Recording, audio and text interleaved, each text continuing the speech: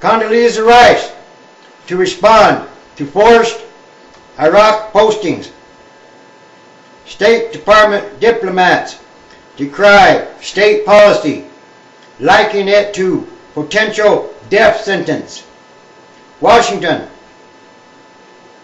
Secretary of State Condoleeza Rice is trying to quell a revolt among U.S. diplomats angry over attempts to force Foreign Service officers to work in Iraq or face dismissal.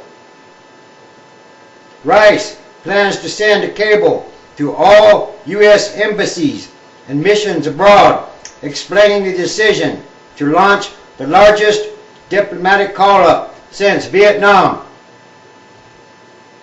Following a town hall meeting on Wednesday where angry diplomats raised deep concern about the potential death sentence of being ordered to work in Iraq, the State Department said the Secretary is going to send out a cable worldwide to people talking about this decision, as well as encouraging people to serve in Iraq.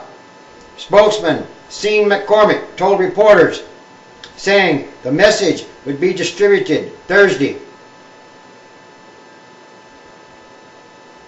Rice, who did not attend the meeting, was also making clear in the cable that Foreign Service officers have an obligation and duty to uphold the oaths they took to carry out the policies of the government and be available to serve anywhere in the world, McCormick said.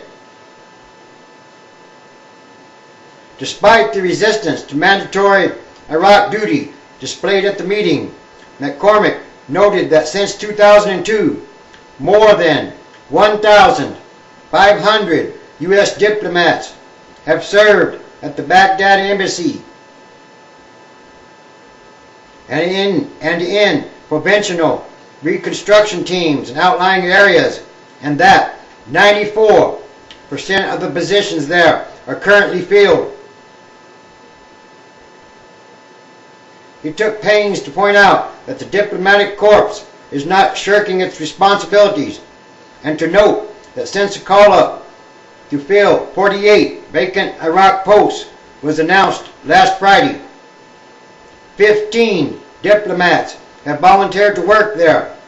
He acknowledged, however, that represents only 0.1% of the roughly 11,500 member Foreign Service. At the White House, meanwhile, Press Secretary Dana Perino told reporters that President B.U.S.H. understood the diplomats' concerns, but believed that both Rice and the Foreign Service would be able to handle the challenge in Iraq.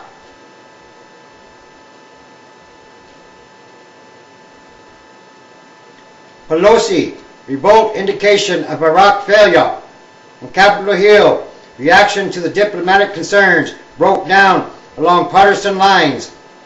House Speaker Nancy Pelosi, Democrat California, said she thought the revolt was an indication of the unpopularity of the Iraq War and the failure of B.U.S.H.'s Iraq policies. People are patriotic.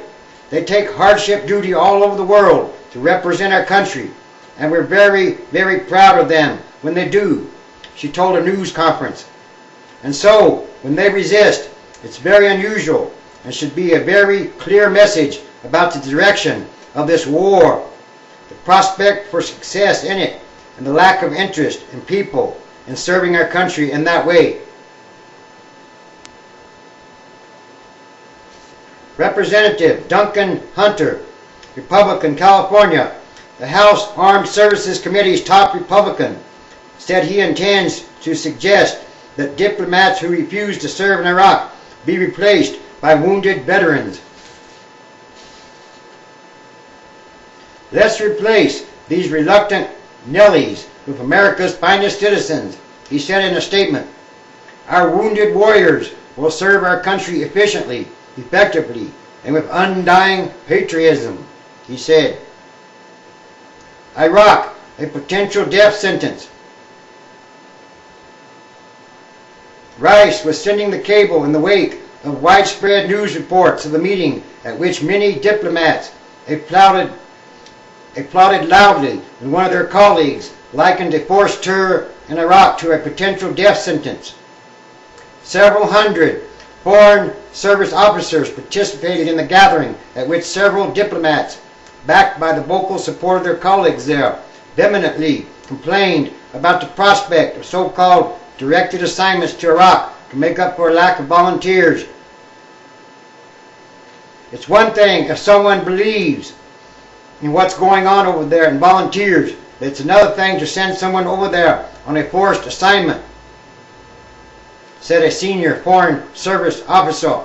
I'm sorry, but basically that's a potential death sentence, and you know it.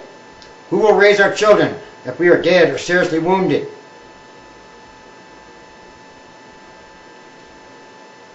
The State Department says 3 Foreign Service personnel, 2 diplomatic security agents, and 1 political officer have been killed in Iraq since the war began in March 2003. The union that represents diplomats says the security situation is deteriorating and is precarious, and the completion of a new heavily secured embassy compound and living quarters has been beset by logistical and construction problems.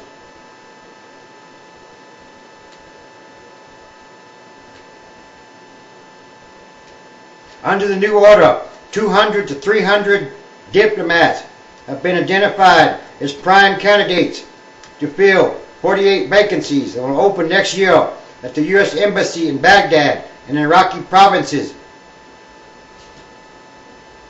Those notified have 10 days to accept or reject the offer. If not enough say yes, some will be ordered to go anyway. Only those with compelling reasons, such as a medical condition or extreme personal hardship, will be exempt from disciplinary action.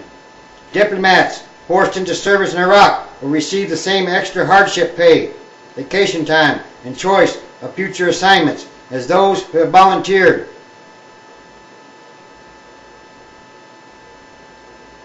This is just another sign